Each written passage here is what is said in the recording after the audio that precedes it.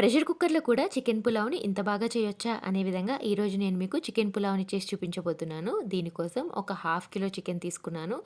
దీన్ని శుభ్రంగా కడుక్కున్న తర్వాత తగినంత ఉప్పు, కారం, పసుపు, ఒక టేబుల్ స్పూన్ వరకు ఫ్రెష్‌గా దంచిన అల్లం వెల్లుల్లిపాయ పేస్ట్, 2 పెద్ద గరిటెలతో పెరుగు వేసుకోవాలి. ఇందులోనే ఒక teaspoon biryani masala powder, ఒక teaspoon garam masala powder, అలాగే హాఫ్ చెక్క లెమన్ పిండుకొని తగినంత కొత్తిమీర, పుదీనా వేసి ముక్కలకి బాగా మర్దన చేస్తూ పట్టించుకొని ఒక హాఫ్ అన్ అవర్ వరకు ఫ్రిడ్జ్‌లో పెట్టుకోండి.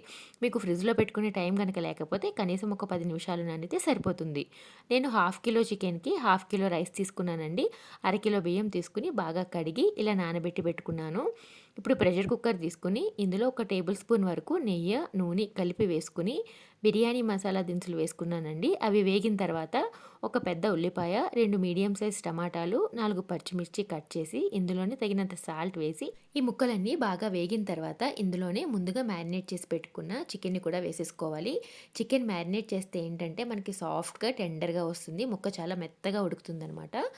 సో, ఈ విధంగా మ్యారినేట్ చేసుకున్న చికెన్‌ని వేసుకొని ఒక పావుగంట సేపు మీడియం టు లో ఫ్లేమ్‌లో పెట్టుకొని స్టవ్ ఉడికించుకోవాలి.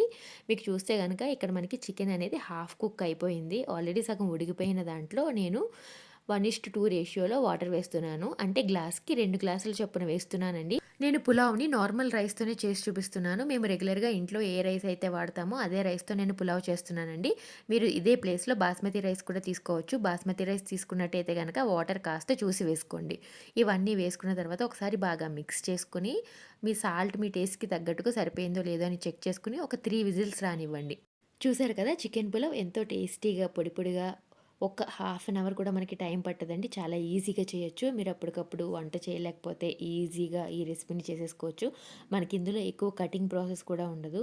సో, ఎంతో టేస్టీగా ఉండే ఈ చికెన్ పులావ్‌ని మీరు కూడా ట్రై చేసి టేస్ట్ ఎలా వచ్చిందో కింద కమెంట్ సెక్షన్‌లో తెలియజేస్తారని కోరుకుంటున్నాను. అలాగే మీ లైక్ అండ్ సబ్స్క్రైబ్ కూడా చాలా వాల్యుబుల్. మీకు గనుక ఈ రెసిపీ నచ్చినట్టయితే మీరు మీ ఫ్రెండ్స్ అండ్ ఫ్యామిలీకి షేర్ చేసుకోండి. అలాగే మన ఛానల్‌ని సబ్స్క్రైబ్ చేయడం మర్చిపోకండి. Thank you for watching.